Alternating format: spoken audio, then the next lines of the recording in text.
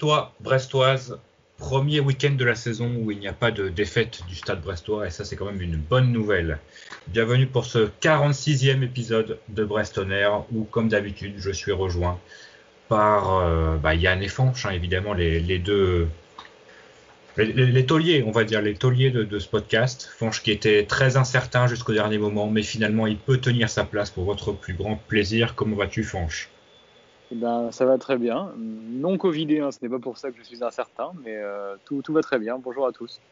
Comment s'est passée la rentrée ? Est-ce que tu as déjà vu s'il y avait des petits agendas, des cahiers Stade Brestois dans ta classe ? Absolument. Alors, il y a de l'agenda Stade Brestois, il y a du masque Stade Brestois en masse, puisque comme vous n'êtes pas sans savoir que le masque est obligatoire pour les professeurs et pour les élèves. Donc, les masques Stade Brestois, il y en a certains. Donc, je n'ai pas manqué de les féliciter et comment dirais-je, de les encourager peut-être. De les encourager, voilà, à continuer là-dedans. Donc il y a de l'agenda Stade Brestois, de la trousse Stade Brestois également, et évidemment il y a du maillot Stade Brestois. J'en ai déjà vu 2 ou 3 depuis le début de la saison, mais depuis le début de l'année scolaire. Donc voilà. Bon, il y a malheureusement toujours des joggings de l'OM et de l'Atlético Madrid et de Chelsea, mais le Stade Brestois est quand même assez représenté et ça c'est bien. Et de son côté, Yann qui n'est pas dans sa salle de classe parce qu'il n'est pas encore rentré en classe. Comment vas-tu, Yann ? Et non, toujours pas de rentrée, toujours pas de victoire. Tu me diras, peut-être que quand je reviendrai en cours, ça ira mieux.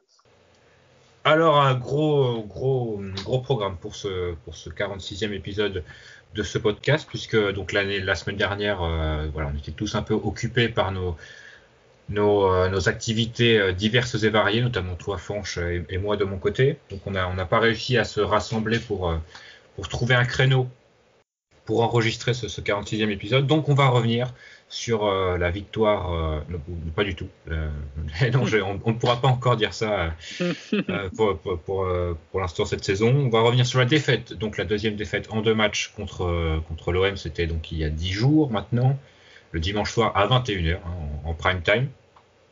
On reviendra également dans les news sur les anciens Brestois et autres chroniques habituelles qu'on vous a habitués depuis maintenant plus d'1 an. Et on parlera du match à venir contre Dijon avec évidemment quelqu'un du Dijon Show, nos amis du Dijon Show qui avaient notamment publié une excellente interview d'Olivier Dalloglio il y a quelques semaines, juste avant le début de la saison. Donc premièrement, n'hésitez pas à aller voir... aller lire cette interview sur internet qu'ils ont publié sur leur site internet. Et deuxièmement, ils seront là avec nous pour parler du Dijon Football Côte d'Or, le prochain adversaire du Stade Brestois. Oh, des regrets.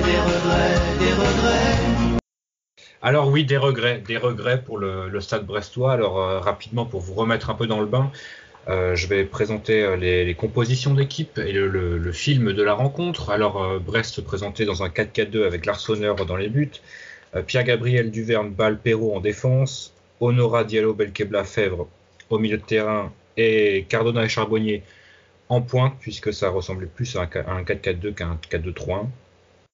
Et du côté de l'OM, c'était un 4-3-3 avec Mandanda dans les buts, Sakai, Balerdi, Chaitatsar, Amavi en défense, un milieu à 3 avec Camara, Strootman et Sanson, Thauvin à droite, Radonjic à gauche et Benedetto en pointe. Florian Thauvin ouvre le score à la 20e minute sur un tir un peu dévié grandement dévié par Romain Perrault. Chaitatsar marque le premier de ses 2 buts à la 27e minute sur un coup franc où il apparaît esselé après quelques minutes de VAR alors que le but était largement valable. Il n'y avait pas vraiment besoin de quelques minutes pour le voir. Romain Fèvre réduit le score juste avant la mi-temps sur une belle frappe du gauche. Chaitatsar redonne 2 buts d'avance à l'OM à la 80e minute et Gaëtan Charbonnier marque le dernier but du match à la 89e minute, trop tard pour le Stade Brestois qui avait pourtant réalisé un plutôt bon match. C'est rassurant après le premier match à Nîmes où le club était passé totalement à côté de son sujet. Là, Brest a mis tous les ingrédients pour battre l'OM. Malheureusement, il a manqué ses derniers gestes et dans les 2 surfaces, manquait de tranchant. Êtes-vous d'accord avec moi ? Si je puis commencer, alors moi j'étais au stade, donc j'ai peut-être pas forcément la même la même vision, la même analyse que vous, parce qu'on voit les choses différemment. Vous avez pu profiter des ralentis, tandis que moi, en direct, non. Donc, j'ai peut-être des sensations un petit peu différentes. Et je rejoins, par contre, ce que tu as dit, Quentin, sur le manque de tranchant et le manque de réalisme dans les deux surfaces. Et ça m'inquiète un petit peu, dans le sens où on a quand même eu beaucoup d'occasions de but, beaucoup d'occasions de marquer, et on en a mis 2, d'accord, mais on aurait pu en mettre davantage. Et surtout, j'ai l'impression qu'on a encaissé 3 buts sur les 3 incursions, quelque part, 3 ou 4 incursions marseillaises. Et ça, en revanche, ça me fait un petit peu peur. Alors je tempère mon propos en disant que effectivement la défense était quand même très remaniée avec Ludovic Ball qui ne jouait pas à sa place. Donc, dans quelle mesure est-ce que ça peut expliquer D'ailleurs, il n'est pas forcément fautif Ball, mais on sentait du stade qu'il n'avait pas les repères. Et dès qu'il avait le ballon, les Marseillais le pressaient très vite et c'était un peu compliqué. Donc voilà, une composition défensive qui peut-être explique les errances derrière. Mais moi, je suis pas sorti du stade en étant forcément très rassuré, contrairement à vous. Moi, je vais être un peu dans la lignée de Quentin et en fait me baser sur le parallèle avec Nîmes pour être effectivement rassuré. Au-delà de l'attitude et du fait que les joueurs ont plus envie, plus de talent dans la duel, c'est surtout dans les intentions. On s'est vraiment trouvé qu'un Stade Brestois qui avait des grosses velléités offensives. Ça s'est vu, c'est un peu bête parce qu'ils n'ont pas forcément fait un très bon match, mais dans les courses de nos deux défenseurs centraux, avec beaucoup de courses très verticales, une grosse pression sur un bloc marseillais qui, on doit l'avouer, était venu plutôt pour défendre et ne semblait pas vraiment en jambes. Mais après, effectivement, je rejoins sur le manque de justesse technique pour finir, mais aussi sur emballer, parce qu'on parle beaucoup des derniers gestes. Et je trouve qu'on a eu aussi beaucoup de mal sur les premiers gestes. C'est-à-dire qu'on a eu beaucoup de situations où peut-être qu'on voulait partir trop vite, peut-être qu'on allait un peu de tête dans le guidon et des actions qui n'ont même pas eu le temps de démarrer, qu'elles étaient déjà finies. Après, bien sûr, il y a tous celles qui étaient plutôt bien développées et qui derrière n'ont pas pu être finies par un manque de qualité dans le dernier geste, que ce soit la dernière passe ou le dernier tir, mais les intentions étaient là. Après, j'ai surtout apprécié ce qui a été au final notre gros point faible sur la première journée, c'est le jeu, c'est-à-dire le jeu sur les côtés. Marseille nous y attendait. Visiblement, c'est de là-dedans qu'ils nous attendaient. Ils ont fait en sorte qu'on y aille, mais on leur a mis la misère, quoi. Amavi et Sakai ont vraiment passé une très très mauvaise soirée. Et je pense qu'avec un joueur peut-être un peu plus, il irait peut-être plus les chercher en duel un contre un avec un Cardona notamment sur le côté, ça aurait pu être un tout autre résultat. Ce qui est un petit peu inquiétant, moi je trouve, c'est qu'il y avait quand même largement la place face à une équipe de Marseille qui n'avait pas joué depuis très longtemps, qui n'était pas en jambes comme tu dis. Et pour autant, on n'a jamais été, enfin moi ça m'a du stade, on n'a jamais été en mesure finalement on a eu un bon quart d'heure après la mi-temps, mais on n'a jamais été en mesure vraiment de renverser la rencontre. Et Marseille finalement nous a attendus.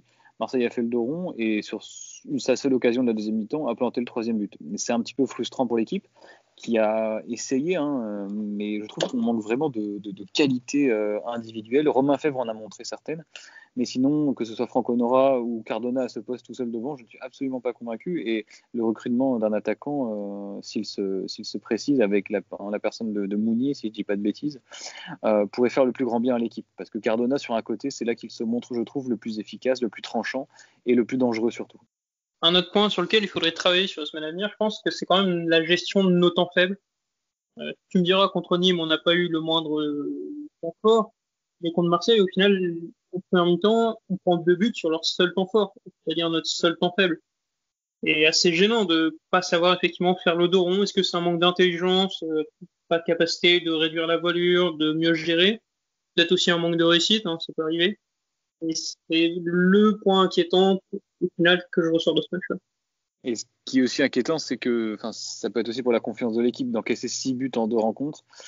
7 buts, pardon, même d'ailleurs, j'avais oublié le quatrième but nîmois. 7 buts en 2 rencontres, ça fait très mal et puis ça fait d'autant plus mal au moral qui compte dans le goal average. Et quand on est une équipe qui joue le maintien, commencer avec déjà une différence de but très négative, ça peut être également très pénalisant pour la suite. Alors qu'on est qu'en début de saison, bien sûr, on ne va pas non plus tirer la sonnette d'alarme tout de suite et crier au catastrophisme, mais il y a quand même beaucoup de progrès à faire dans cette équipe brestoise, à mon avis, dans tous les secteurs du jeu. On n'a pas de la défense, on n'a pas de l'attaque, mais même au milieu de terrain, j'ai pas forcément été convaincu que par la perte notamment Diallo Belkebla, que j'ai trouvé plutôt emprunté et souvent à contretemps dans la récupération du ballon, alors que c'était à eux d'agresser le milieu de terrain marseillais. Ce qu'ils ont pu bien faire à des moments, en début de seconde période notamment, mais pas ils n'ont pas tenu la consistance d'un match entier en fait. Je te rejoins un peu sur l'analyse du milieu, plutôt sur leur implication offensive. Oui. C'est notamment Belkebla qui se contentait un peu de récupérer le ballon et puis de le mettre sur le côté. Débrouillez-vous un peu. C'est pas forcément le Belkebla qu'on a l'habitude de voir, même la saison dernière.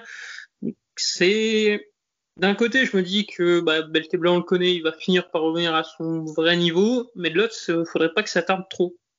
C'est ça. Et après, on peut parler de Belkebla. Belkebla, on le connaît, il a déjà 26 ans. C'est pas forcément de lui que j'attends des progrès dans le jeu offensif, mais comme je vous disais tout à l'heure déjà quand on préparait le podcast, moi c'est Diallo. J'attends que Diallo maintenant fasse des progrès. On sait qu'il est promis à une belle carrière normalement, mais dans le jeu vers l'avant, et déjà l'année dernière on en parlait, hein, il doit vraiment faire mieux dans ses passes. Il se montre trop timide et trop peu sûr parfois techniquement. Il fait des erreurs bêtes. Et voilà, du coup, j'ai peur qu'il perde confiance et que du coup, ça entrave un petit peu sa progression et les belles choses qu'il avait pu montrer en fin de saison dernière finalement. Et je trouve que, voilà, comme disait Quentin, Diallo et Belkebla sont finalement deux profils qui se ressemblent dans la récupération. Et il manque ce joueur qui est capable de casser la ligne et d'apporter un plus offensivement. Et ce joueur-là, tant qu'on ne l'aura pas trouvé, va faire vraiment défaut dans notre équipe, dans le lien entre l'attaque et la défense finalement. Alors moi, assez paradoxalement, je suis pas trop d'accord avec ce que vous avez raconté. J'ai regardé le match ce matin justement pour me refaire une idée parce que finalement ça fait quand même 10 jours qu'il a eu lieu.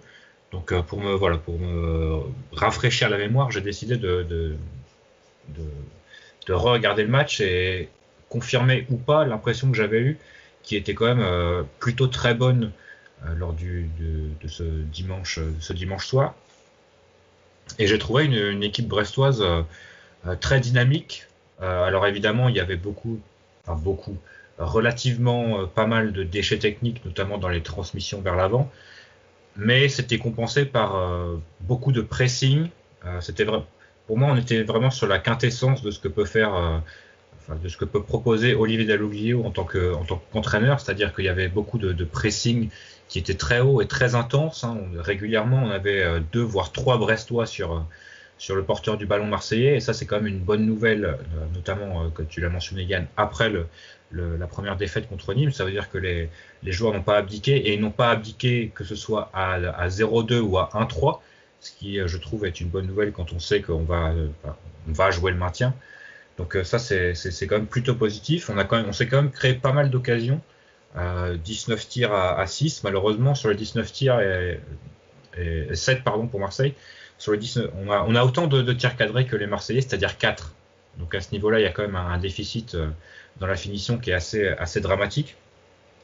Et à 59% de possession de balle, pour moi, on a beaucoup de temps forts, très peu de temps faibles. Tu parlais des temps faibles brestois, mais finalement, les buts marseillais arrivent au milieu de rien. Le premier arrive sur une touche donc qui est dans les 30 mètres marseillais. Il y a un petit cafouillage, le ballon arrive dans les pieds de Sanson qui oriente rapidement sur Thauvin. Après, la frappe est déviée, ça c'est un peu un coup du sort. Perraud défend correctement, pas très bien, mais correctement. Si la frappe est pas déviée, on voit bien que le ballon arrive directement dans les bras de l'Arseneur. Donc c'est un peu frustrant. Et les deux autres buts arrivent sur des coups de pied arrêtés. Une défense sur coup de pied arrêté qui a d'ailleurs été abyssale, hein, parce que ce ne sont pas les 2 seules opportunités que Marseille a eu sur les coups de pied arrêtés, puisque juste après le 3e but de Tjaïta Tsar, il y a Balerdi qui a une énorme opportunité. Il est littéralement tout seul au 6 mètres sur encore un coup franc très bien tiré de Thauvin. Là-dessus, on a vu la différence assez nette entre les tireurs brestois et les tireurs marseillais, enfin le tireur marseillais, puisqu'il n'y avait que Thauvin qui tirait merveilleusement bien ses coups de pied arrêtés. Et d'une façon plus générale, j'ai trouvé un Brest offensif, dynamique. Évidemment, il y a toujours des lacunes, il y a beaucoup trop de centres pour personne. Alors, il n'y a pas de raison de centrer quand il n'y a personne dans la surface. Le centre, c'est une passe. Tu vas pas faire une passe dans une zone où il n'y a personne, ou en tout cas, où tu joues un 1 contre 3. C'est sûrement pas Charbonnier qui va prendre le dessus sur Tjaïta Tsar dans le duel aérien. Néanmoins, on marque le premier but sur un centre à ras de terre. Donc ça, c'est plutôt positif. Et on marque le 2e but sur un centre également au 2e poteau sur Fossurier qui revient ensuite sur Charbonnier. Donc moi, je l'ai trouvé plutôt cohérent. plutôt séduisant également.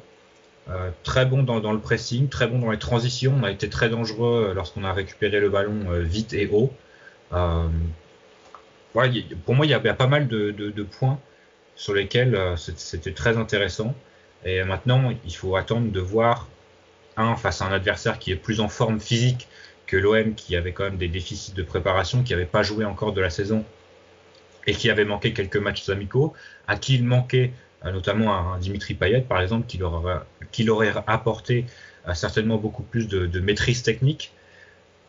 Et face à un adversaire de calibre un peu, au moins au niveau du nom, de calibre un peu moindre que l'Olympique de Marseille, où là on sait que déjà l'année dernière, face aux grosses équipes à domicile, on était quand même très performant. Donc voilà, c'est plusieurs choses qui restent à confirmer. Mais en tout cas, moi j'ai apprécié le progrès. Je trouve que par exemple la séquence entre la 50e et la 70e minute, où Marseille a vraiment très très peu passé la ligne médiane, c'était la meilleure depuis l'arrivée de Dalloglio. Il manquait juste une ou deux occasions franches, très franches. Il y a celle de Charbonnier, mais je pense que Charbonnier où il rate le but vide. Mais je pense que le but aurait été refusé parce que Cardona ou Fèvre étaient hors jeu. Et il y a aussi le but refusé pour un hors-jeu de Cardona sur un très bon centre de Franco Nora. Là-dessus, ces centres étaient généralement dans la bonne zone, mais il n'y avait personne pour les reprendre. Donc, voilà, est-ce que ça valait le coup de centrer? Je ne sais pas, mais finalement, c'est quand même un joueur assez unidimensionnel. Donc, voilà, si on l'a recruté, c'est certainement pour centrer. Pareil pour Romain Perraud de l'autre côté. Donc voilà, globalement, moi je suis quand même assez satisfait de ce match et il y a plus de motifs de satisfaction que l'inverse pour moi dans cette rencontre contre l'OM. Oui, je pense que personne n'ira dire l'inverse. Après, ce qui est aussi cette saison, c'est qu'on a vu les quelques points sur lesquels on peut progresser et ça semble pas insurmontable. Je crois que c'est Franche qui le signalait pendant le match, c'est qu'il y avait parfois un souci d'équilibre avec peut-être une volonté d'aller trop vite vers l'avant ou peut-être des joueurs qui sont trop hauts, etc. Mais ça, c'est des choses qui se règlent très rapidement. 2-3 matchs ensemble et puis voilà, les joueurs sont mieux. Je pense à un Franco Nora qui a été bien mieux qu'Anime, mais qui n'a pas encore montré qu'on attend de lui, en tout cas ce que son prix le justifierait. Sa deuxième période est quand même très très intéressante, j'ai trouvé. Autant en première période c'était difficile, autant en deuxième période j'ai trouvé très intéressant et dans son registre. Et je pense que c'est comme ça qu'il faut l'utiliser. C'est pas un joueur de 1 contre 1 malheureusement. Comme tu l'as dit Yann tout à l'heure, je pense que si on avait quelqu'un pour exposer plus à Mavic Sakai, j'ai trouvé sur le côté droit, ça aurait été plus intéressant. D'ailleurs, majoritairement, Honora est passé côté gauche à partir de la demi-heure de jeu pour laisser Cardona sur le côté droit et Fèvre en retrait de Gaëtan Charbonnier en pointe. Et je trouve que ça a quand même bien marché. Donc on attend peut-être davantage de Cardona sur le côté à l'avenir, même si voilà, Honora et Cardona ont quand même un profil assez similaire. Cardona un peu plus finisseur, mais pas très bon dans les 1 contre 1 non plus. Alors que Honora est plutôt un joueur de débordement, pas capable de faire la différence non plus en 1 contre 1 ou 1 contre 2. Donc voilà, ça reste des joueurs qui sont des joueurs de périphérie, on va dire. Et ça, c'est plutôt négatif. Il n'y a personne qui pourra rentrer sur son bon pied pour envoyer une frappe. Fèvre l'a fait un peu, mais Fèvre, voilà, c'est un joueur d'axe et ce serait bien de le laisser dans l'axe parce que il montre justement que quand il a le ballon dans les pieds, il peut faire des bonnes choses. Maintenant, il faudra surtout progresser au niveau de la consistance sur 90 minutes, mais ça c'est normal, c'était son deuxième match professionnel. Donc on va attendre quelques semaines avant de le critiquer parce qu'il ne mérite certainement pas ça actuellement et ce qui montre est plutôt prometteur pour la suite, notamment par rapport au prix auquel il a été acheté et aux attentes qu'on peut avoir sur un joueur de ce type. Je suis complète sur Fèvre, justement parce qu'en somme, on va passer plus ou moins aux prestations individuelles. Là aussi, ce qui est très rassurant pour Fèvre, et c'est exactement la même chose que pour l'équipe en général, c'est qu'on voit très bien ses axes de progression et on sait qu'il arrivera facilement à les atteindre. Donc, c'est un joueur qui fait une très belle performance en l'OM, mais qui surtout peut arriver à un niveau bien plus élevé. Je pense notamment à son jeu sans ballon, que ce soit offensivement et défensivement. Quelque chose qui vient avec des affinités, c'est quelque chose qui vient en jouant. Et comme tu dis, pour un deuxième match professionnel, c'est de très bon augure. Après, est-ce que c'est pas, vous allez dire que je fais un peu le rabat-joie, mais est-ce que c'est pas un petit peu inquiétant que ton meilleur joueur sur une rencontre face à l'OM soit une recrue achetée 400 000 € qui dispute son deuxième match?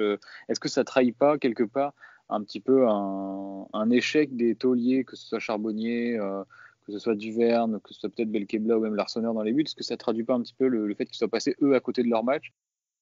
Ah bah je vois. Au niveau du caractère, je pense que je te rejoins.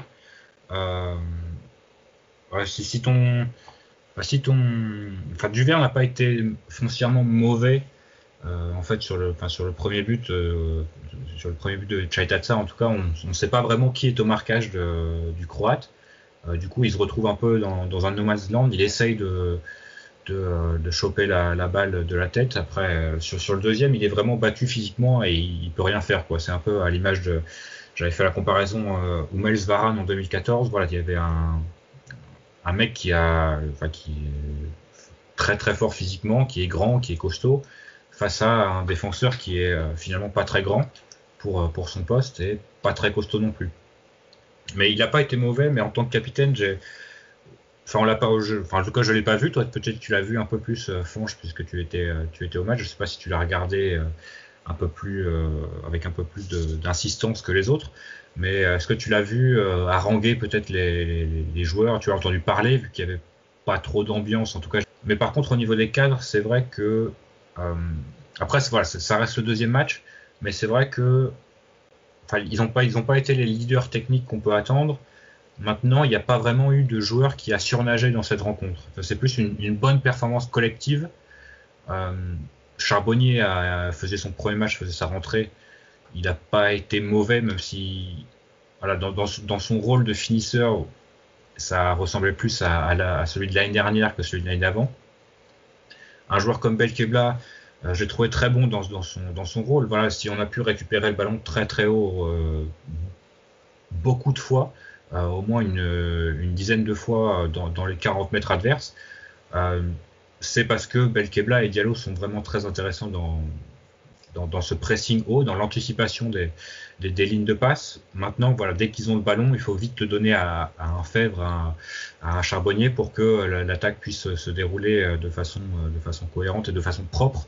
Donc à ce niveau-là, c'est vrai qu'il y a quand même des lacunes, mais on les connaissait. Donc je ne sais pas si on peut attendre de joueurs qui ont finalement une saison de Ligue 1, mais qui étaient des joueurs confirmés de Ligue 2 auparavant, de se mettre au niveau de la Ligue 1 seulement une saison et 2 matchs après. Donc voilà, peut-être que ça viendra, d'autant que voilà, la première saison n'a finalement pas été complète. Du coup, je vais te répondre sur les deux questions finalement que tu as posées, à savoir celle sur l'ambiance et sur la communication. Peut-être la communication d'abord. Alors, je vais pas mentir en disant que j'ai pas regardé forcément, j'ai pas fait caméra isolée sur Duverne, mais il m'a pas semblé communiquer tant que ça. Hein. Il avait l'air, je dirais pas en dilettante, parce que c'est pas vrai, concentré sur son match, mais pas forcément le meneur d'homme qu'on pourrait imaginer d'un capitaine. En revanche, j'ai trouvé un Ludovic Ball qui essayait beaucoup de communiquer, mais qui, je pense, en fait, communiquait plutôt pour se rassurer, pour bien vérifier son placement, plutôt que pour encourager les autres. Voilà, il essayait de prendre des informations à droite à gauche. En revanche, il y a des joueurs qui ont participé beaucoup plus à l'encouragement général et à la dynamique vocale de la rencontre. Gauthier Larsonneur dans les buts, on entendait beaucoup replacer sa défense, et notamment Ludovic Ball, justement. Qu'est-ce que ça aurait pu être avec Donovan Léon? Qu'est-ce que ça aurait été avec Donovan Léon? Ça aurait été, la Téléfoot aurait fait son audience de l'année, je pense. Et j'ai trouvé en revanche un Romain Perraud très actif, très volontaire et vraiment dans l'esprit, que ce soit parce qu'il a montré sur le terrain, même s'il y a toujours ces petites lacunes défensives, je trouve, de temps en temps. Très volontaire, il communiquait beaucoup, et ainsi que Romain Fèvre. Assez étonnamment, je l'ai vu beaucoup participer, replacer ses coéquipiers à droite à gauche. Et voilà, c'est les deux joueurs qui m'ont marqué, les autres un peu moins. Charbonnier, je l'ai trouvé un petit peu râleur comme d'habitude, et pas forcément il n'a pas tiré vraiment l'équipe vers le haut, à mon sens. Moi, sur Duverne, j'ai juste eu une impression qui est peut-être un peu inquiétante, c'est que après le premier but, il y a eu moins d'audace. Enfin, on sait que Jean-Kévin Duverne, c'est un profil particulier, c'est-à-dire assez offensif pour un défenseur central. Là, j'ai eu l'impression qu'il avait moins envie de prendre de risques. Il en a quand même pris, hein, mais moins que d'ordinaire. C'est peut-être le seul point qui m'a inquiété, dans le sens où on sait que la confiance est très importante. On a eu l'exemple de Romain Perraud la saison dernière. Il faut espérer que ce ne sera pas le cas les prochains matchs. Tu fais bien de mentionner Romain Perraud, Fanche, parce que je l'ai trouvé également très bon, une sorte de bouffée d'oxygène. Alors évidemment, il passait après Julien Faussurier à Nîmes, donc évidemment c'est un peu plus facile pour lui, mais c'est vrai que il a une, il a, enfin, il a beaucoup d'énergie et cette énergie semble vraiment contagieuse pour le reste de l'équipe. Si en plus voilà, il parle, il encourage, c'est vraiment très très positif. Et on a retrouvé le Perrault finalement du, qui nous avait pas mal enthousiasmé en fin de saison dernière, ou en tout cas en milieu de saison dernière, si on peut appeler ça comme ça. Et je trouve ça plutôt bon signe. Alors tu as mentionné évidemment quelques erreurs techniques qui ont failli, notamment une en début de seconde période qui a failli amener un but marseillais. Mais généralement on l'a retrouvé le Romain Perrault qu'on avait quitté. Et ça c'est plutôt une très très bonne nouvelle parce que c'est un très bon joueur, un joueur qu'on aime tous et un joueur qui est vraiment très enthousiasmant à regarder parce qu'il a beaucoup d'énergie, parce qu'il va au pressing, parce qu'il donne tout sur le terrain, parce qu'il est offensif, parce que c'est un très bon contre-attaquant, un centreur assez inconstant, mais qui, sur quelques centres, pourra trouver la tête de Steve Mounier. Voilà, c'est dit. Et pour revenir sur l'ambiance, Quentin, oui, effectivement, donc j'étais au match, hein, et c'était très très particulier. Franchement, c'était très bizarre. Il y avait en fait, tout le monde portait le masque évidemment, et il y avait de la place Strasbourg jusqu'à la tribune Quimper, en tout cas la tribune Arkea, parce que il fallait rentrer. Enfin, on ne pouvait avoir accès qu'à la tribune Arkea malheureusement. Des gens avec des mégaphones toute la route qui répétaient sans cesse un message préenregistré. En fait, attention, à cause de la Covid, portez votre masque, sortez ceci. Donc, ça avait une ambiance un petit peu post-apocalyptique, c'était super bizarre. Et ensuite, on est rentré du coup dans le stade. Il y avait un siège sur deux qui était bâché, donc il n'y avait clairement pas un mètre entre deux personnes, hein, ça c'est évident. Mais au moins, en Arkea, c'était plutôt bien respecté. Les gens ont plutôt bien joué le jeu. Et donc, je pense que c'était triste parce que l'ambiance au stade était inexistante, la tribune Quimper était vide, les gens en Arkea restaient assis, c'était obligatoire. Et en revanche, j'ai pas compris ce qui s'est passé en Foucault. Tout le monde était entassé les uns sur les autres. Il y avait quand même pas mal de gens. Alors j'ignore qui étaient ces personnes, mais en tout cas, il y avait là aucune distanciation sociale, contrairement à la tribune Arkea. Donc c'était très particulier. Et si je dois faire un résumé très rapide, on va pas passer 15 ans là-dessus, mais voilà, le foot dans ces conditions, c'était vraiment pas fun. Alors messieurs, on a parlé en longueur de ce Brest-Marseille. Peut-être on a parlé de Febvre, de Charbonnier, de Diallo, Belkebla. Juste un petit mot peut-être sur Ronald Pierre-Gabriel. Moi j'ai trouvé plutôt pas mal non plus. Enfin plutôt pas mal aussi. Côté droit, je trouve que c'est vraiment une plus-value. Alors il est un peu lent au démarrage. En fait, il va vite, mais il met longtemps à trouver sa vitesse maximale. Donc parfois, il est un peu en retard sur son ailier, notamment quand c'est Radonjic. Alors Radonjic, il est effectivement très très mauvais, hein, mais il va vite sur ses premiers appuis. Donc on a vu Ronald Pierre-Gabriel quelques fois en retard, mais défensivement et même offensivement, il y a eu quelques bonnes choses. Je trouve que c'est plutôt un deuxième bon match, et s'il reste en bonne santé, je pense que ça peut être une bonne pioche pour Grégory Lorenzi et le Stade Brestois sur ces 2 prochaines années donc. La question où tu l'as soulevée, c'est quelle est sa santé, quel est son état de forme. Moi, je te rejoins. Il attaquait du côté droit, donc du côté de la tribune Arkea en première période, et plusieurs fois on l'a vu monter. Physiquement, il est assez impressionnant du stade, je trouve. En fait, il met du temps à démarrer pour aller vite, mais une fois qu'il est lancé, il est assez impressionnant, il est assez costaud. Et je pense qu'il peut apporter à cette équipe brestoise. Après, pareil, voilà, c'est toujours la même chose. En défense, c'est aussi une question d'automatisme. Ça fait que 2 matchs. Il va falloir lui laisser un petit peu de temps. Mais je te rejoins, Quentin, sur l'idée de la plus-value. Je pense qu'on en est pas loin. Alors, cette fois, exceptionnellement, c'est moi qui ai fait le rabat-joie. Pour une raison très simple que Quentin a évoquée, c'est que c'est Radonjic en face et que le mec a fait un match dégueulasse. Après, dans l'intention, dans les automatismes, ça avait l'air d'être prometteur, mais j'attends de voir que c'est un véritable ailier. Voilà, après, c'est pas de sa faute si Radonjic est éclaté au sol. Hein. Bien sûr que non. C'est un bon signe déjà de ne pas couler face à un mec nul, c'est que t'es pas nul. Mais j'attends de voir face à des ailiers en pleine possession de leurs moyens. On a fait le tour en longueur. Il n'y a que 2 matchs. Il n'y a pas encore urgence, mais voilà, il va pas falloir non plus tarder pour marquer les premiers points. Et pourquoi pas à Dijon, dimanche à 15h. Oui, avant de me libérer. Oui, voilà, exactement, c'est ce que j'allais dire. Avant de me libérer. Conclusion de ta part, allez. Je pense que le match de Dijon va nous donner pas mal d'enseignements. Si on arrive à couper cette spirale de défaite, on peut repartir sur un nouveau cycle avec surtout la venue de Lorient dans une semaine. En revanche, si défaite il y a Gaston Gérard, je pense que déjà, est-ce qu'on pourra parler de crise? On va peut-être pas non plus exagérer, mais on sera sur un début de saison relativement inquiétant. Alors voilà, on sera très attentif à ce qui va se passer à Dijon. Vous allez parler de ce match et de vos attentes. Je ne peux malheureusement pas rester avec vous pour ça. De mon côté, je pense qu'un point à Dijon déjà serait assez rassurant, dans le sens où voilà, on ouvrirait notre compteur points cette année et puis on ne perdrait pas chez un concurrent direct parce qu'on a déjà fait ça à Nîmes et que c'est pas forcément l'idéal. Parfait, merci bien Fonge d'avoir pris ces quelques minutes pour être avec nous. Ça te tenait à cœur, on le sait, de parler à tes éditeurs, à tes fans. Et à vous aussi, mais je ferai mon retour dans le podcast complet dès la semaine prochaine, bien sûr. On a hâte, et toi aussi j'imagine. Oui, absolument. D'ailleurs, tu as sûrement plus de hâte que nous. Oui, je te le confirme. Bon, sur ce, à la prochaine, à la semaine prochaine, Fonge. Et merci encore pour tout ce que tu fais pour la France. Bonne fin de podcast. Y allez Brest. Canavo. Canavo. Alors Yann, nous voilà ensemble et seuls pour cette dernière petite demi-heure de podcast. Je voulais juste rajouter qu'on avait marqué au pire moment possible en première période, juste avant la mi-temps, parce qu'on n'a pas pu continuer ce temps fort. Et je trouve que voilà, c'était paradoxal parce que généralement on dit que marquer avant la mi-temps est le meilleur moment possible. Là, pour le coup, je trouve que c'était le moins bon parce que justement on n'a pas réussi à continuer à appuyer sur l'accélérateur et à continuer à surfer sur cette vague positive qu'on avait réussi à enclencher. Alors maintenant, ce n'est que du passé et il faut se projeter sur le futur. Le futur, c'est avec les news.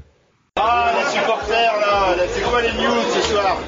Alors les news, donc toujours des résultats puisque les saisons ont repris pour les jeunes et les féminines maintenant. On a 2 matchs à récupérer pour certaines équipes puisque donc la semaine dernière nous n'étions pas là pour faire ces résumés. La N3 donc 2 matchs, une victoire, une défaite. Ça a commencé par une défaite dans le derby contre Plouzané, 2-0. Puis une victoire 2-1 contre Lannion avec des buts de Kylian Benvindo et Rafiki Saïd. Donc Benvindo, c'est agréable parce qu'il continue sur sa très bonne préparation avec l'équipe pro. Alors c'est important de préciser, Yann, tu étais au match, que l'équipe de N3 a pas mal de blessés, notamment au premier match. Ça explique en partie la défaite à Plouzané, mais on a vraiment une équipe très très jeune en N3 actuellement, avec pas mal de 2002, quelques 2003 même, donc des joueurs U18, donc ça peut expliquer en partie ce début de saison un peu inconstant. Mais Yann, tu étais au match, qu'est-ce que tu peux en dire de ce match de cette victoire contre Lannion? Je pense que Lannion a des regrets, très clairement. Contrairement aux pros, la B a été ultra réaliste. Il y a 3 occasions de buts. Je souligne le très bon apport de Kylian Benvido qui se marque son but tout seul, en faisant la différence tout seul, puis en gagnant face à face, et qui donne un très très bon ballon à Rafiki Saïd sur le deuxième but, dans une position pas facile. Donc il montre quand même qu'il a passé un cap sur cette prépa, c'est vraiment une grosse satisfaction. Puis après, l'autre gros point fort de ce match-là pour moi, c'est justement en 2003. Josué Escartin qui est donc défenseur. Là tu me fais plaisir là Yann, tu me fais plaisir. Et c'était un super match pour lui, mais d'un autre côté, c'était un match taillé pour lui, dans le sens où Lannion a eu énormément de coups francs, a énormément allongé le jeu, et avec son gabarit et son excellent jeu de tête, il a tenu la baraque en deuxième mi-temps. Globalement, c'est une bonne performance défensive. Offensivement, il peut espérer mieux, mais voilà, l'important, ça reste 3 points, c'est un bon démarrage de saison. Après, on rappelle qu'évidemment, Josué Escartin n'a que des points forts, donc c'était évident que Lannion allait jouer sur ses points forts. On continue rapidement avec les U19 donc qui reviennent plutôt au niveau national, donc en U19 nationaux, et ils ont retrouvé les terrains avec une victoire contre Vertou, une victoire 1-0 il y a 10 jours, avec un but de Matteo da Silva, un but de la tête. Alors c'était un peu brouillon, c'est normal pour une première, pas de recrues. Assez bizarrement, il n'y avait pas de recrues au niveau des U19. C'était 11 voire 13, 14 joueurs qui avaient joué au Stade Brestois l'année dernière. Par contre, pas mal d'absents parce que certains avaient joué en N3 la veille et pas mal de joueurs qui ne jouaient pas à leur poste. C'est notamment le cas de Rémi Mauguin qui jouait avançant, Pierre Jouan qui jouait défenseur central, alors que c'était un 6-8 de formation. Mais un but de Matteo da Silva, donc l'arrière droit qui s'est retrouvé sur un corner tiré à 2, qui s'est retrouvé donc au centre pour marquer cette belle tête et donner la victoire au U19. Ils n'ont pas joué ce week-end à Concarneau, ça aurait dû être le derby finistérien, mais il y a quelques suspicions de cas de coronavirus du côté de l'US Concarneau, donc voilà, ils ont voulu assurer le coup et ne pas jouer la rencontre, alors que cette rencontre devait se jouer à Guy Piriou, donc le stade de l'US Concarneau, dimanche après-midi. Ils joueront évidemment dès dimanche dernier. Alors attendez que je retrouve mes petites notes. D'ailleurs, je n'ai pas donné non plus le match à venir de la N3. On va faire ça tout de suite. Donc le Stade Brestois, les U19 joueront dimanche contre le Tours FC. Ce sera à 15h à Penn-Hélène. Donc ce ne sera pas à huis clos. Mais si vous venez, le masque est obligatoire. Il y avait environ 150 personnes quand même pour le premier match de championnat des U19. Et donc la N3 jouera contre la réserve du Stade Rennais. Donc ce sura samedi à 18h à Ménespol. Ça peut être un match plutôt intéressant. Donc voilà, n'hésitez pas, si ça vous branche, d'aller faire un petit tour. Les U17, eux, ont débuté leur saison dimanche dernier. Donc les U17 de Olivier Aurillac. Un match nul un peu décevant contre Vertou. Là, pour le coup, il y avait pas mal de recrues sur le terrain. Le but a été marqué par Léo Boltz. Exactement. Lui, pour le coup, c'est une recrue également. Et enfin, on termine par l'équipe féminine, bien évidemment. Alors, on fera un point un peu plus complet sur les féminines quand il y aura un peu moins de programme au niveau du podcast pour avoir un peu plus de temps pour détailler les transferts et tout ce qui s'est passé cet été du côté des féminines. Mais donc, défaite 3-1 contre Metz qui descendait de D1 Arkema, donc c'est comme ça que ça s'appelle désormais. Donc c'était vraiment un cadeau pour l'ouverture du championnat. Et donc les féminines se sont inclinées 3-1. Le but brestois a été marqué par Ariel Roy-Petitclerc, donc la québécoise, la canadienne. C'était compliqué, un match compliqué pour les féminines et une défaite assez logique compte tenu de l'écart de niveau. Même si Brest jouera certainement les premiers rôles cette saison, ce sera dur d'aller chercher Metz et Lille par la même occasion, qui sont les deux favoris, je dirais, pour la montée en D1. Ça continue dès le week-end prochain, donc ce sera à Saint-Maur. Il me semble que c'est dimanche après-midi également. Donc voilà, il n'y a pas de quoi paniquer encore pour les féminines. Mais pourquoi pas ouvrir le compteur victoire. Voilà, ce sera à Saint-Maur à 15h dimanche. Comme tu as dit, on y reviendra, mais il me semble que ça a été un mercato très agité du côté des féminines avec 9 ou 10 recrues. Donc c'est normal. C'est assez normal à ce niveau de compétition. Il y a pas mal de changements entre les équipes. Il n'y a pas toujours des contrats. Les joueuses ne sont pas toujours sous contrat, donc peuvent naviguer assez librement au niveau légal. Donc il y a pas mal de changements pour globalement tous les clubs de D2. Et le Stade Brestois ne fait pas exception à cela. Yann, ta chronique habituelle, je te laisse partir sur les anciens Brestois. Ont-ils brillé ou pas ce week-end ? Alors, ce week-end, pas trop, parce qu'ils n'ont quasiment pas joué. Mais du coup, pas trop d'internationaux au niveau ancien Brestois. Hein. Et non, seulement Ibrahima Diallo qui a joué avec la France U21 contre l'Azerbaïdjan. Une victoire, pas passionnante, mais une victoire. Donc, je vais faire mon habituel tour en démarrant par la Ligue 2. On a quand même un petit paquet de Brestois. On salue Mathias Autrette qui marque son premier but avec Auxerre pour la victoire d'Auxerre 2-1 face à Châteauroux. Châteauroux qui a longtemps tenu grâce à un Julien Fabry plutôt costaud sur la rencontre. Ça fait plaisir de voir que Julien Fabry, qui ne laisse pas forcément un très bon souvenir sportif à Brest, a réussi à se relancer parce que c'est quand même un bon gars, visiblement. Mais du coup, Auxerre démarre en face cette saison. Première victoire en 2 matchs. Il reste quand même 3 points derrière le nouveau co-leader de Ligue 2, et le Sochaux-Montbéliard, toujours coaché par Omar Daf. Si on pouvait le revoir en Ligue 1 l'an prochain, ça serait assez plaisant. Omar Daf qui a donc battu avec Sochaux l'Estac 3, Il les a battus sur le score de 2-1. Et si je vous parle de 3, c'est pas forcément anecdotique, c'est parce que Lenny Pintor devrait y retourner. Ça devrait être officialisé à l'heure où vous écoutez ce podcast. Donc Lenny Pintor de retour à l'Estac, toujours entré. Donc Brest ne s'assoit pas encore pour son pourcentage à la revente. Et on sait évidemment que 3 vient d'être acheté par le City Group. Donc la passerelle est toute trouvée pour 20 millions pour Lenny Pintor qui partira pour 20 millions à Manchester City après une saison à 20 buts et 10 passes décisives. Lyon qui le lâchera bien volontiers pour une somme à 8 chiffres.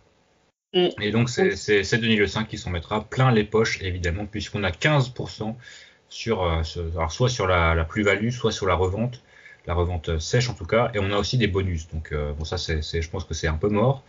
Mais la revente, c'est toujours important. C'est ça. L'autre joueur sur qui, par contre, on n'a pas de pourcentage à la revente, et je dois t'avouer que ça me fait chier de citer son nom dans cette catégorie, c'est Mathias Phaéton, qui a arraché le match nul pour l'en avant de Guingamp face à Nancy. Une très belle rentrée pour l'ancien Brestois, même si on ne va pas le regretter, surtout vu les circonstances de son départ. Mais ça reste à signaler, la formation brestoise s'impose en Ligue 2. La formation brestoise qui, on l'espère, va pouvoir s'imposer en Europe dans les semaines à venir. Robin Lenormand devrait faire son entrée, sauf erreur de ma part, en Europa League lors de la phase de poule avec la Real Sociedad. Mais il pourrait y retrouver 2 autres Brestois. J'y crois pas trop, mais on sait jamais. Tout d'abord, Charlisson Benchop, qui a ouvert son compteur but cette saison avec l'Apollon Limassol en championnat avec une victoire 6-0 face à Hermis. Et a priori, le match d'Europa League qui aura lieu le 17 septembre, match qualificatif opposant l'Apollon Limassol face à l'OFI Crète, devrait être, là encore, une formalité pour l'équipe de Charlisson Benchop. Donc on peut espérer le voir un peu plus loin. Par contre, je vais être un peu rabat-joie de nouveau, mais l'autre ancien Brestois engagé dans cette compétition, à savoir Steven Joseph Monrose, risque de voir sa compétition terminer le samedi 17 décembre, puisqu'il jouera le Galatasaray avec son équipe du Neftchi Bakou. Donc voilà pour les Brestois qui ont brillé. Peut-être que tu en as d'autres à ajouter, Quentin ? Absolument pas. On va continuer ces news avec une bonne nouvelle, la prolongation de Haris Belkebla jusqu'en 2023. Vous l'avez tous vu, notamment au niveau des réseaux sociaux, avec un clip plutôt bien foutu de la part de la cellule de communication du Stade Brestois, un clip un peu street, on peut le dire comme ça. Donc voilà une bonne nouvelle qui pourra évidemment, si jamais Ibrahima Diallo vient à partir d'ici début octobre, ça pourra compenser. On avait vu pas mal de rumeurs autour de Haris Belkebla à Lens notamment.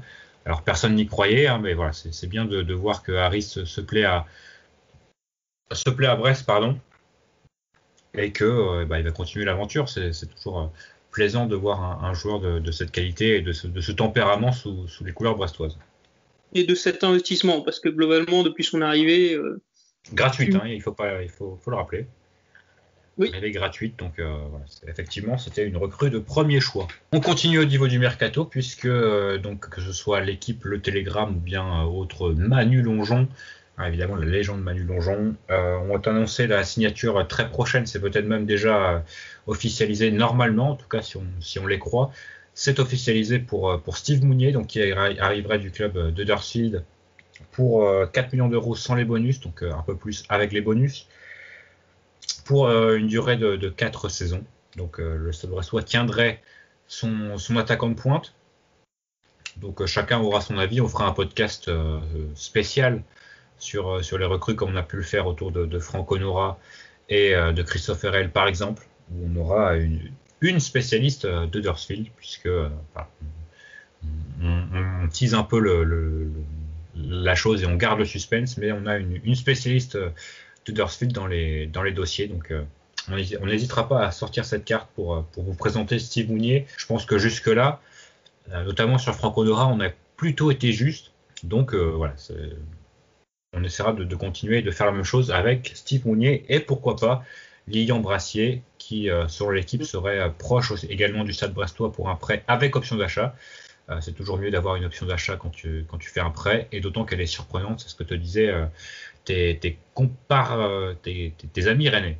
Effectivement, puisque mes collègues rennais me l'ont même présenté comme étant le deuxième plus grand espoir du défensif du Stade Rennais après Brandon Sopi. Quand on voit les performances que délivre Brandon Sopi en ce début de saison de Ligue 1, ça laisse assez rêveur. Hein. Ça peut être une top recrue à un poste où on est déjà relativement bien fourni en qualité. Mais assez parlé du Stade Rennais, hein, puisque ce n'est pas Rennes-Honner évidemment, c'est Brest-Honner, et on va parler directement du prochain match du Stade brestois. C'est à Dijon pour un match déjà important. Amora, par amour du goût. Et quand on parle de Dijon, évidemment, on ne peut pas taire le nom du Dijon Show, le Dijon Show qui fait un boulot vraiment excellent sur le Dijon Football Côte d'Or. Et donc, Yann, comme d'habitude, tu es le préposé aux interviews des supporters adverses, ou en tout cas des sites de supporters adverses. Et donc là, encore une fois, tu as eu Effectivement, j'ai eu la chance de m'introduire avec le Dijon Show, et plus précisément avec Julien du Dijon Show. Et Julien, merci de nous accorder un peu de ton temps. Bonjour, merci à vous de nous avoir donné la parole sur Brest-Honner. Alors, on avait déjà reçu, il me semble que c'était Thomas du Dijon Show l'an dernier.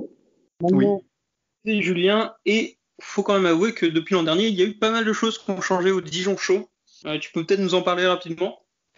Ouais, c'est vrai que aujourd'hui le Dijon Show, on a la chance d'avoir des relations qui sont qui sont assez stables avec le club et qui nous permettent, le club du DFCO, qui nous permettent d'avoir quelques accréditations, d'envisager l'avenir plus sereinement. Alors voilà, on a changé d'identité avec un nouveau logo, on a fait une refonte du site, on propose maintenant des podcasts, une web TV donc sur Twitch, avec déjà 2 émissions, et puis on compte en faire à peu près une par match en général pour le reste de la saison. Alors, vous avez quand même, c'est un travail qui, je suppose, doit se préparer depuis un certain temps. Comment vous l'avez vécu la fin de saison passée, et notamment cet arrêt précoce? Est-ce que pour vous, la fin, la 28e journée, ça a été plutôt quelque chose? Alors, on n'était pas tout à fait serein non plus, hein, je crois qu'on se maintient à 4 points, enfin pas grand-chose, mais on était quand même sur une pente ascendante plutôt quand même depuis le mois d'octobre. On était sur une dynamique positive. Donc en soi, on n'était pas plus inquiet que ça, même si on voyait Nîmes revenir assez vite. Il y avait des Saint-Étienne, Amiens et Toulouse qui étaient complètement dans la charrette, donc c'est peut-être plutôt ces 3 équipes-là qui auraient pu être inquiétées. Enfin, du coup, Amiens et Toulouse sont bien descendus, hein, mais pour nous, l'arrêt du championnat, c'était assez évident. Enfin, c'était une évidence. On pouvait pas continuer comme ça. Maintenant, nous, c'est vrai que ça nous a un peu déçus de terminer la saison là-dessus. Après, c'était quand même une saison galère. On va pas se le cacher. On était en pleine période de transition, et c'est encore un peu le cas cette année avec donc Stéphane Jobard qui avait été qui est un rookie en fait, qui faisait sa première saison en tant que coach principal d'une équipe professionnelle. Donc c'était malgré le fait qu'il ait pas mal d'expérience quand même dans ce milieu-là, avec en plus une saison, presque une saison une saison entière je crois, en tant qu'adjoint de Rudy Garcia à l'OM. Il a quand même pu engranger un peu d'expérience aussi aux côtés de Dalloglio pendant 6 ans, si je dis pas de bêtises au moins. Donc c'était un choix évident l'an dernier d'avoir Jobard. Cette saison, pour l'instant, il est encore en train de toute façon, on en a encore qu'à nos balbutiements. C'est assez dur de voir, de prédire qui va finir où en Ligue 1 cette saison, et de savoir si au final on va pouvoir être compétitif ou pas. Pour l'instant, on ne l'est pas du tout. Et du coup, voilà, il y a encore un mercato qui a terminé. On a des recrues offensives qui vont arriver. La première, donc Roger Assalé, qui arrive des Young Boys, qui va faire beaucoup de bien, je pense, à notre équipe, puisque globalement, on manquait de créativité, on manquait de quelqu'un qui puisse éliminer en 1 contre 1 d'un avant-centre, voilà, de cette capacité, qui a ces qualités-là. Il peut jouer tout aussi bien avant-centre que sur un côté, ou peut-être même derrière un numéro 9, avec plus un profil de pivot, et donc lui, à ce moment-là, il se concentrait d'un rôle de meneur de jeu. Mais je pense que voilà, c'est un joueur qui est assez polyvalent et qui plaira à Jobard, et c'est pour ça qu'on a tant insisté pour le recruter. Je crois qu'au début, il voulait pas du tout venir. Ça l'intéressait pas, le projet de Dijonais, et puis Peggy Luyindela a su le convaincre, un peu comme Diop qui est arrivé il y a déjà de ça quelques semaines. Donc voilà, il y a quand même quelques noms intéressants dans notre mercato. C'est difficile de savoir où est-ce qu'on va, mais il y a En tout cas, c'est prometteur. Voilà, on peut pas trop tirer de conclusion pour l'instant. On a fait un non-match contre Angers à la première journée et puis on s'est fait complètement ridiculiser par Lyon. Je pense qu'on a beaucoup de problèmes de confiance dans l'effectif et d'harmonie en fait. Les joueurs s'entendent pas encore tout à fait bien comme il le faudrait. Et ça se voit, ça pose problème. On marque des buts contre notre camp. C'est un peu la cata défensivement, alors que l'an dernier c'était plutôt notre point fort.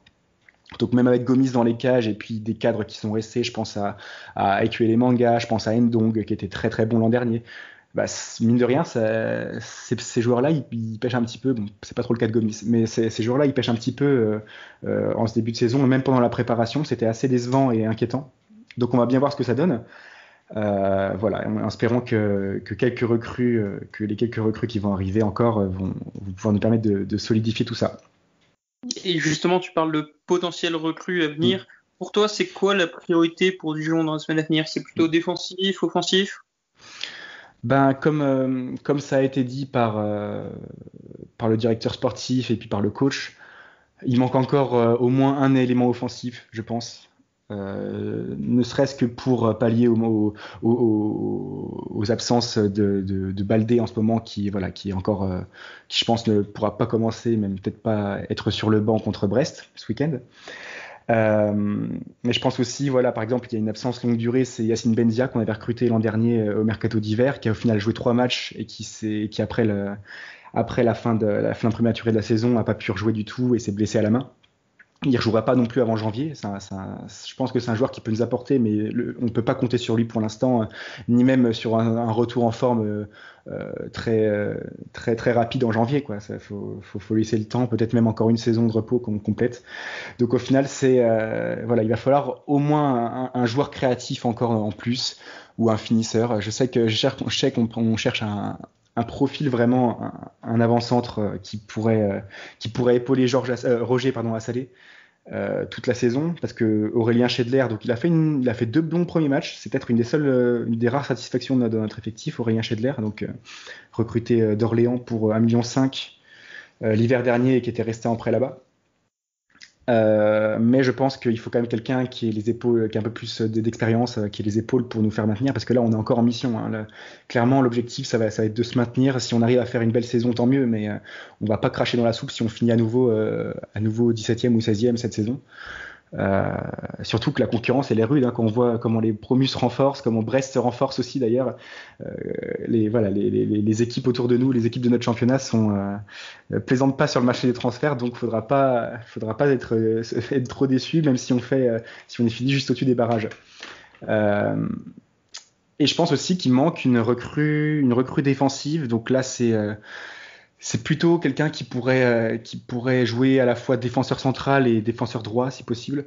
Un profil qui nous manque aujourd'hui parce que on a des joueurs, des valeurs sûres qui commencent à montrer quelques signes d'irrégularité, comme donc je pense à Ekuele Manga, je pense à Fouad Chafik aussi, qui est plus régulièrement blessé et un peu moins bon que les années précédentes. Mais voilà, donc il faudra de toute façon gagner. C'est plus ces automatismes en fait qui manquent. C'est plus cette capacité pour les joueurs à bien s'entendre, à bien jouer ensemble et en fait à donner, à se lâcher complètement, quoi. Parce qu'aujourd'hui on voit beaucoup de timidité, beaucoup d'à peu près, et on peut pas gagner des matchs si personne n'a confiance en son coéquipier, quoi. Et justement, si Dijon est amené à battre le Stade Brestois ce week-end, ça serait, selon toi, serait sur la base de quel point fort? C'est quoi aujourd'hui, à l'heure actuelle, le gros point fort de Dijon? Mounir Chouillard? J'aurais pas dit Mounir Chouillard parce que c'est vrai que c'est un très bon joueur, mais il revient en gros, sa préparation a été tronquée parce qu'il a une blessure en plein milieu. Et il a manqué de rythme depuis la rentrée, depuis la reprise. Je pense pas que ce soit le joueur qui change tout. Si jamais on arrive à battre Brest, c'est que cette semaine d'entraînement, la mise au vert aussi juste avant le match qui est prévu auront fonctionné, parce que je pense pas qu'on puisse s'appuyer aujourd'hui sur un seul joueur. ça va être trop compliqué pour nous. On n'a pas de qualité individuelle assez forte dans nos joueurs pour pouvoir faire confiance à ça. Par contre, ça peut venir voilà, d'un renouveau de l'état d'esprit collectif et ouais, c'est ça, juste du fait que tous les joueurs puissent vouloir tirer ensemble dans le même sens, mettre leurs appréhensions de côté, peut-être leur fierté de côté aussi parfois, parce que voilà, on veut des joueurs qui seront capables d'aller gagner les 3 points sans marcher sur le terrain, quoi. C'est un peu ça qui nous fait un peu peur. Mounir Chouillard, effectivement, comme tu disais, c'est un très bon joueur, mais il est encore un peu trop tendre parfois et il a tendance à se décourager un peu facilement. Stade Brestois Dalloglio aujourd'hui, je pense que la prestation face à Marseille a été remarquée par beaucoup de monde, mais est-ce que toi, il y a un élément qui te fait un peu craindre le Stade Brestois au final? C'est la dimension collective, le fait que ce soit Dalloglio, ou c'est peut-être un joueur en particulier qui te fait un peu peur, si on veut? Je pense que n'importe quel club avec Dalloglio à sa tête finit au moins 4 ou 5 places au-dessus du classement où il devrait terminer. C'est pas une science exacte, hein, mais très clairement, c'est votre gros point fort. Et après, vous avez des joueurs de ballon aussi qui sont assez intéressants à tous les postes, je pense. J'aime beaucoup. Je sais pas s'il sera disponible, Christophe Herrel pour le match de dimanche. Si, normalement, ce sera son premier match avec nous. Ouais, bah pour le coup, je trouve que c'est exactement le genre de joueur qui peut vous faire passer un cap encore. Le match à Nîmes, le match contre Nîmes, c'était clairement pas. C'est un coup comme ça va pas se reproduire dans la saison, je pense. Même si on connaît les difficultés de Dalloglio quand il faut faire jouer son équipe à l'extérieur, je pense pas que ça se reproduira trop souvent et que c'est juste un coup d'un soir comme ça et il y aura pas de ça se répétera pas. Je pense que Brest va encore faire une belle saison. Alors, Dijon-Brest, Yann, donc ce sera dimanche à 15h. Après une trêve internationale, on devrait retrouver Christophe Herrel de nouveau présent pour son premier match de championnat avec le Stade Brestois. On devrait aussi retrouver Steve Mounier qui, selon le Télégramme, devrait être qualifié pour jouer dimanche, en tout cas ce week-end. Et ça fait 2 bonnes nouvelles supplémentaires pour un effectif qui continue de se construire et qui va devoir gagner des points assez rapidement, surtout face à un adversaire de la taille de Dijon qui, eux aussi, vient d'encaisser 2 défaites en 2 matchs. Avant de rentrer dans l'analyse pure de l'équipe de Dijon, je tiens quand même à faire un petit point historique. Et on parle beaucoup de nos difficultés au Costières à Nîmes, mais nos difficultés à Dijon, c'est pas mal non plus. Nos 5 derniers déplacements, c'est 5 défaites. On pense notamment à la défaite 3-0 l'an dernier, avec notamment un doublé de Mama Baldé qui, heureusement, ne devrait pas être là cette année. Mais du coup, si on remonte vraiment, si on cherche la dernière victoire brestoise en terre dijonnaise, c'est 2009. Donc ça commence à faire un petit bout de temps. On serait bien inspiré de mettre fin à cette série dès dimanche. Je trouve que leur mercato peut effectivement être très bon, mais un peu à l'image du nôtre, c'est beaucoup de paris. Roger Assalé a fait ses preuves à Berne, mais est-ce qu'il est capable d'avoir le même niveau de performance en Ligue 1? On ne sait pas trop. Le jeune espoir Panzo qui vient de Monaco n'a aucune expérience pro, un peu comme Romain Feuille, et je trouve que vraiment quand on regarde l'effectif de Dijon, c'est dur de pas être condescendant, mais pour moi c'est la plus mauvaise équipe de Ligue 1. Ça vient d'un effectif qui est finalement pas très bon non plus de l'autre côté. Voilà, offensivement, ils se baseront certainement sur Mounir Chouillard on parlait tout à l'heure de Radonjic et de Ronald Pierre-Gabriel. Là, pour le coup, on aura sûrement un adversaire un peu plus solide pour Ronald Pierre-Gabriel. On pourra un peu juger un peu mieux ce qu'il a dans le ventre, en tout cas au niveau défensif. Mais au final, c'est un profil très similaire à celui de Yacine Benraoult qu'on a vu avec Nîmes il y a 2 semaines. Je pense quand même que c'est un bon joueur, mais c'est pas dans les meilleurs de Ligue 1. C'est toujours dans ma logique que Dijon n'a pas un très bon effectif. C'est Je serais assez inquiet de savoir que Mounir Chouillard est ton meilleur joueur. Après, il a quand même pas mal explosé la saison dernière. C'est sûr. Il y avait quand même pas mal de clubs plutôt intéressants au niveau européen qui étaient sur le profil de Chouillard, qui partira quand il partira pour, je pense, une belle somme d'argent, une somme à 8 chiffres très certainement. Mais pour toi, la clé de cette rencontre, elle se situera où? On sait que voilà, Brest reste sur une défaite encourageante, un peu une oxymore de dire ça, mais voilà, une défaite encourageante du coup, contre Marseille. On en a parlé tout à l'heure en long, en large et en travers. Et ça demande confirmation évidemment, d'autant qu'on connaît, tu l'as rappelé, notre passé à Dijon, notre passé à l'extérieur. On se souvient de la saison dernière à Dijon, où ça paraissait être un match important, et dès les premières minutes on se fait cueillir à froid, on perd 3-0, il y a 2-0 je crois après un quart d'heure de jeu. Donc il y a quand même, il faut se racheter, il faut se reprendre, et là on est quand même si c'est la 3e journée, on est sur un match qui ressemble à un match à 6 points. Et après, j'essaye de positiver un peu, je fais mes recherches. Au final, n'avoir aucun point après 3 journées, c'est loin d'être dramatique. J'ai Angers, il y a 2-3 ans, c'était le cas, ils sont maintenus sans souci. Amiens, il y a 3 ans, c'était sans souci aussi. Même la saison dernière, il me semble que c'était Dijon qui était déjà à 0 points après 3 matchs. Mais effectivement, c'est le côté concurrent direct. Et puis, ça reste, enfin, je reste encore là-dessus, mais si on perd face à une équipe qui aligne en défense centrale Bruno Ekulamanga et Wesley Lotoa, il y a des raisons de s'inquiéter. Moi, je pense que c'est au milieu de terrain qu'il y a un gros coup à faire. Jordan Marillet et Amalfitano, j'ai oublié son prénom, Romain Amalfitano. Je pense que il y a Didier Ndong qui joue derrière eux. Dijon joue régulièrement en 4-3-3, en tout cas c'était le cas contre Lyon. Je pense que Belkebla et Diallo doivent prendre le dessus sur un milieu de terrain de cette qualité, qui est pour moi un milieu de terrain Ligue 2, Ligue 1,5, mais plutôt Ligue 1,8, tu vois. C'est plus Ligue 2 que Ligue 1. Ça peut jouer en Ligue 1 sur certains matchs, mais quand tu as un milieu de terrain, Diallo, Belkebla, voire Romain Fèvre qui jouerait, pour moi c'est son meilleur poste en tout cas en numéro 10 derrière un attaquant. Pour moi ça doit prendre le dessus, que ce soit au niveau de l'intensité, au niveau technique évidemment, au niveau des duels, au niveau de l'anticipation, ça doit prendre le dessus sur leur vis-à-vis dijonnais. C'est un match pour moi, j'attends vraiment beaucoup du milieu de terrain.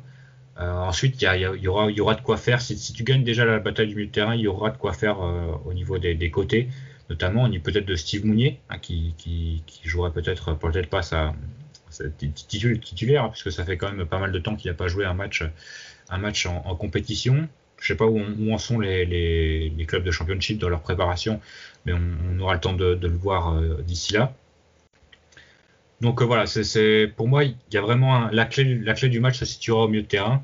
Et ensuite, si tu gagnes le milieu de terrain, tu pourras faire ce que tu veux du match, soit jouer par les côtés et centrer comme on l'a fait pas mal de fois, soit laisser les ailiers revenir dans l'axe et écarter sur tes latéraux pour chercher des 1-2, des dédoublements plutôt dans les demi-espaces. Ça peut laisser davantage d'options. Et pour moi, là, voilà, je le dis, je le répète, la clé du match se situe au milieu de terrain.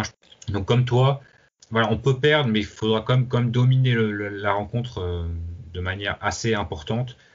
Et je suis d'accord pour dire que Dijon a l'un des plus faibles effectifs de Ligue 1, comme nous d'ailleurs. Mais je pense qu'on est quand même un peu au-dessus sur certaines individualités.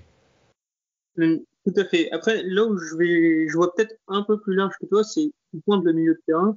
En fait, je peux dire, c'est globalement l'axe du terrain. Et la défense centrale, Ekulamanga, Lotoa, il y a un truc à beaux yeux, c'est un manque de mobilité et de vivacité. Et on a des joueurs qui ont les capacités de jouer sur leurs points faibles au final, de bien les bouger, les balader, que ce soit devant, derrière ou au milieu. Donc vraiment, autant contre Marseille, Brest s'est surtout illustré sur son jeu sur les côtés, autant là, c'est dans l'axe que je nous attends. Et justement, partons sur le principe que Steve Mounier est plutôt apte à démarrer, à jouer peut-être 1 heure face à Lotoa et Ekulamanga. Est-ce que tu mets un mec un mec puissant, fort, qui pour jouer en pivot et qui peut rivaliser physiquement avec ces deux colosses, hein, on peut le dire, c'est des mecs assez physiques. Ou alors tu mets un Cardona, peut-être un mec un peu plus vif, un peu plus dynamique, qui peut leur permettre d'exposer leur déficit au niveau de la vitesse. Qu'est-ce que tu ferais toi si tu étais entraîneur du Stade Brestois? Je pense que si Steve Mounier démarre, c'est un peu mon souhait au final. J'attendrai pas forcément de lui qui marque, mais effectivement qu'il pèse énormément sur deux joueurs qui sont surtout physiques, mais qui n'ont pas de grande capacité technique, qui sont pas forcément très vifs, et du coup qui arrivent à déstabiliser et surtout à libérer l'espace pour d'autres joueurs. On pense notamment à Erwin Cardona. Si Cardona rentre dans l'axe après un déséquilibre de Steve Mounier, normalement c'est cartouche, quoi. Donc plutôt Steve Mounier, mais pas dans la perspective de le voir marquer, plutôt pour son apport et son travail défensif ou offensif. C'est l'un des avantages. Alors nous voilà, comme on le disait tout à l'heure, pour nous c'est pas encore officialisé, ça devrait l'être d'ici jeudi quand vous écouterez ce podcast. Si ça ne l'est pas, c'est une mauvaise nouvelle, d'une pour le Stade Brestois et de deux pour ce podcast, parce qu'on passerait un peu pour des cons. Mais effectivement, c'est l'un des avantages de l'arrivée de Steve Mounier, c'est que ça va permettre d'étendre les possibilités d'Olivier Dalloglio au niveau des options qu'il peut utiliser, parce que au niveau des profils disponibles pour lui dans son effectif, il y aura davantage de possibilités au niveau tactique, de faire jouer des Cardona sur les côtés, de le faire jouer dans l'axe. Même au niveau des changements, on a vu contre Marseille que c'était assez limité au niveau des qualités des entrées en jeu. Quand tu fais rentrer le Doiron à la 70e, voilà, c'est pas contre lui, hein, on sait qu'il a beaucoup de bonne volonté, mais il va pas changer le cours d'un match. Donc dès qu'il est rentré, on a vu que techniquement le niveau de l'équipe a quand même baissé assez nettement.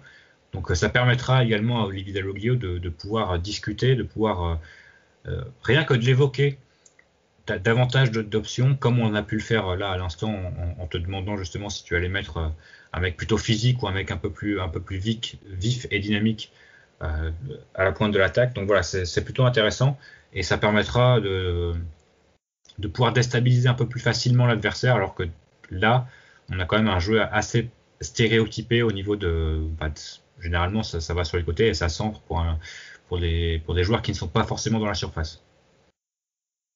Justement, sur les centres, même si on ne change pas de manière de jouer, sur le coup, Mounier, c'est quelqu'un qui s'intégrera bien. Parce que Chloé nous en parlera plus en profondeur, mais Mounier, c'est un joueur de surface, très bon de la tête, qui va reprendre tous les centres, et c'est à peu près tout avec le ballon, mais c'est déjà ça. Au moins, il y a une certaine cohérence.